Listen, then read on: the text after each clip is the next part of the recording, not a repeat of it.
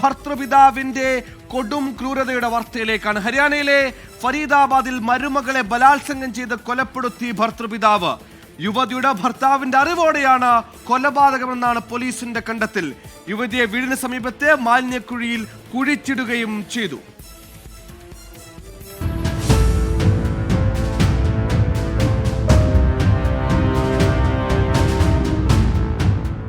മനസാക്ഷിയെ മരവിപ്പിക്കുന്ന വിവരങ്ങളാണ് ഫരീദാബാദിലെ കൊലക്കേസിൽ പുറത്തുവരുന്നത്.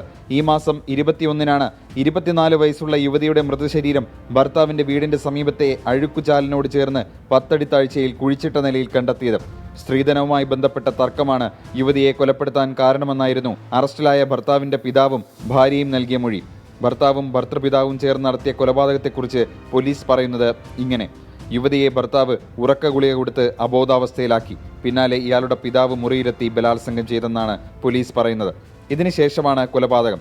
ഭർത്താവ് അരുൺ നിലവിൽ ഒളിവിലാണ്. 2 വർഷം മുൻപാണ് ഇരുവരുടെയും വിവാഹം നടന്നത്. സ്ത്രീധനത്തിന്റെ പേരിൽ യുവതിക്ക് അതിക്രമം നേരിട്ടെന്നാണ് സഹോദരി പോലീസിന് നൽകിയ മൊഴി.